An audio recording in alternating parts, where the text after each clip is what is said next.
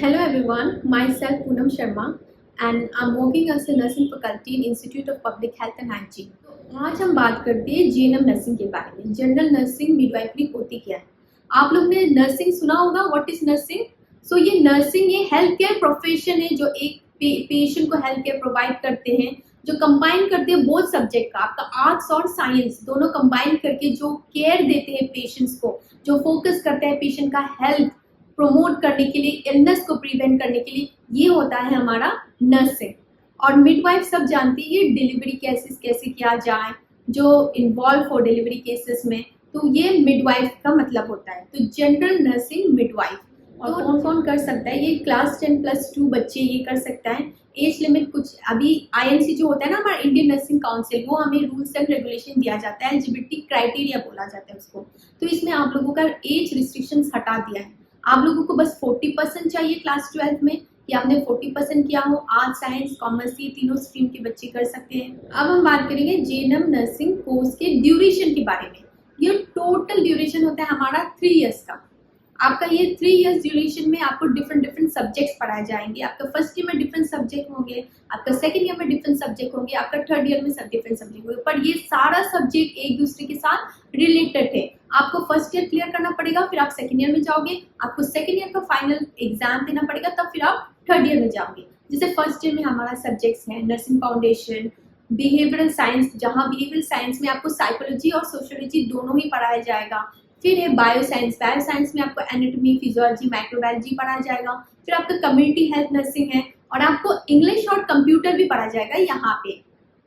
Second year में आपका, जैसे कि आप फर्स्ट ईयर में बायो साइंस पढ़ाए, तो उसी को ही रिलेटेड बायो साइंस में आपका एनाटॉमी, फिजियोलॉजी और माइक्रोबायोलॉजी आता है, तो उस सब्जेक्ट को आप यूज करके आपको मेडिकल सर्जिकल नर्सिंग पढ़ाया जाएगा, आपको चाइल्ड हेल्थ नर्सिंग पढ़ाया जाएगा, आपको मेंटल हेल्थ नर्सिंग पढ़ाया जाएगा। मेंटल हेल्थ नर्सिंग आपने बिहेवियरल साइंस फर्स्ट ईयर में पढ़े, तो उसी का अब normal of mental health nursing second year में पढ़ा जाएगा। तो नेक्स्ट हम जानेंगे फीस। ये फीस कितना देना होता है हमें। जैसे कि आप लोगों का 3 इयर्स का कोर्स है, तो एनुअली आपको फीस देना पड़ेगा।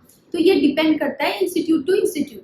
तो फर्स्ट, जैसे कि आप लोगों का फर्स्ट ईयर में आपको आप लोगों का एनुअल फीस देना पड़ेगा। यहाँ पे आपका एनुअल फीस है, एग्जामिनेशन फीस है, और फिर आप लोगों का मेंटेनेंस फीस है। ये सब इंस्टीट्यूट के ऊपर डिपेंड करेगा कि वो किस तरीके से ले रहा है। तो यहाँ पे एवरेज जो होता है 40 to 1 लाख एनुअली आप लोगों को देना पड़ेगा। तो 3 इयर्स में आपको 3 इयर्स के लिए आपको 3 इयर्स एनुअली फीस देना पड़ेगा। तो इस फीस में आपका ट्यूशन फीस आता है, आपका मेंटेनेंस चार्जेस आता है, आपका लाइब्रेरी फीस आता है, आपका कम्यूटिंग फीस आता है, और आपका क्लिनिक जो जाते हैं वो सब फीस इंक्लूड किया जाता है, यूनिफॉर्म फीस आता है। तो ये सारा कंपाइल करके फिर आपको एक्स्ट्रा इंस्टीट्यूट के ऊपर डिपेंड करते हैं कि वो लोग बुक जो फीस है बुक का, वो लोग कैसे ले रहे हैं फीस। तो अब हम बात करते हैं कि आप लोगों का अपॉर्चुनिटीज, आप लोग ये कोर्स करने के बाद आप लोग कहाँ कहाँ जॉब कर सकते हो। आपने तो सुन चुके हो कि नर्सिंग क्या है, इस कोर्स का ड्यूरेशन क्या है, इसमें क्या क्या पढ़ाए जाते हैं। तो आपको बेसिकली आप ये कोर्स कर रहे हो, आपको एक जॉब चाहिए है ना।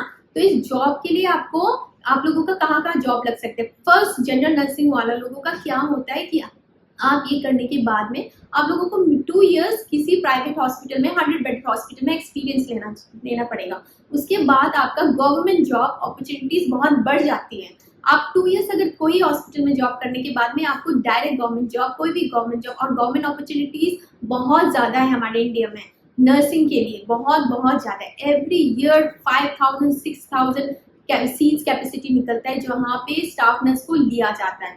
तो ये सोचिए कि आप ये कोर्स करने के बाद आपका अपॉर्चुनिटी बहुत सारा खुल जाते हो। आप पहले तो मल्टी स्पेशलिटी हॉस्पिटल में जॉब कर सकते हो, वहाँ पे आप लोगों का सैलरी मिल जाए, सैलरी पैकेज जो आता है 50 to 60,000 मंथली है वो, कोई भी मल्टी स्पेशलिटी हॉस्पिटल में। और अगर आप 2 इयर्स कंप्लीट कर लेते हो, वहाँ पे आपका फट से आपका गवर्नमेंट जॉब लग जाएगी, और गवर्नमेंट जॉब में आपको पता है ये सैलरी क्या है, 1 लाख अबव है। तो हमारा नर्सिंग का अपॉर्चुनिटी बहुत बहुत ज़्यादा है। हम सिर्फ हॉस्पिटल में नहीं, हम स्कूल हेल्थ नर्स काम कर सकते हैं, कम्युनिटी हेल्थ सेंटर में जहाँ पे वास्ट स्कोप है नर्सिंग का, वहाँ पे आप काम कर सकते हो। फिर आप इंडस्ट्रियल नर्स है, आप कहीं पे भी आप ये कोर्स कर सकते हो। आपका अपॉर्चुनिटी बहुत बढ़ जाता है ये कोर्स कंप्लीट होने के बाद। और अगर आपको जॉब नहीं करना है, आपको फर्दर स्टडीज करना है, आप पोस्ट बेसिक नर्सिंग कर सकते हो। आप पोस्ट बेसिक नर्सिंग करने के बाद आप डायरेक्टली आपको एक टीचर का कोर्स मिल जाएगा। तो ये सारा बहुत ज़्यादा स्कोप खुल जाता है। तो नर्सिंग करने के बाद आपका बहुत ज़्यादा अपॉर्चुनिटीज खुल जाती है।